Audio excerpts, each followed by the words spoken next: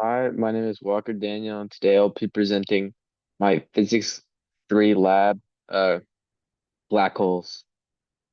The purpose of this lab is to create a computational model that determines the mass of a black hole, and then create a computational model that shows the orbit of a ship taking off a moon, and then going towards a planet while avoiding the orbit of the moon. Um, the forces acting on this system is the black hole space and like everything else surrounding it.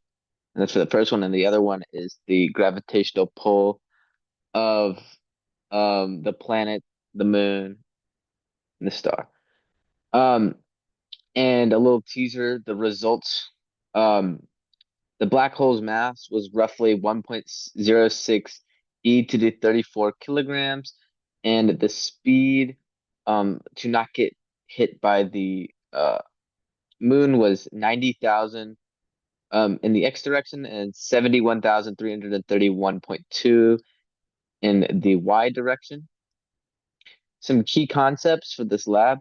First is the gravitational force, which is the force of attraction created by two objects. And here's the formula here, which is force of gravity equals gravitational constant um, times m1 times m2 over radius squared.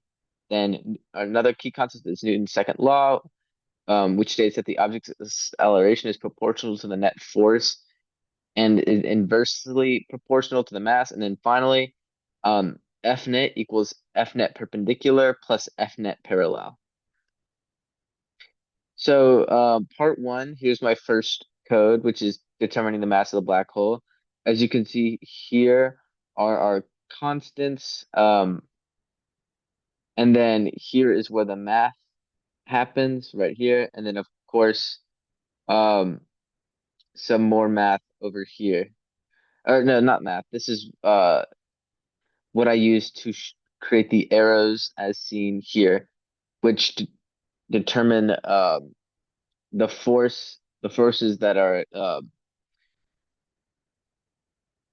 shown towards the black hole. And as you can see, when the object is far from the black hole, the forces are very small, and then as it moves towards the black hole, the forces become stronger, thus creating um, a not perfect circle, perfect orbit around the black hole.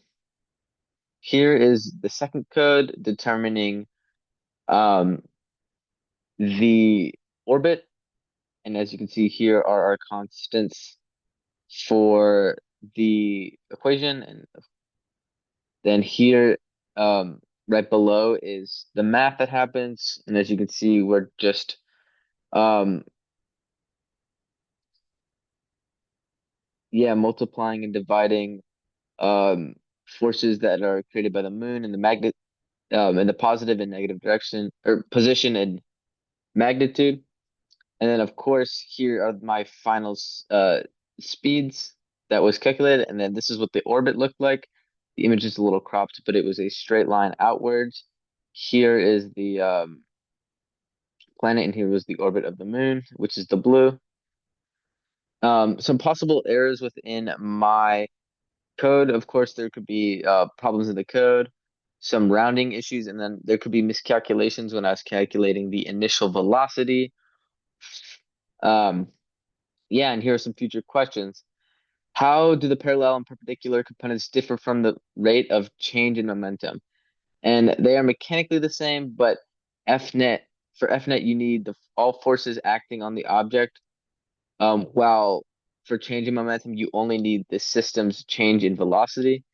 And of course, how do I predict the motion of the entire system? You'll need to find all component forces acting on the object and understand the magnitude of the forces acting on said object.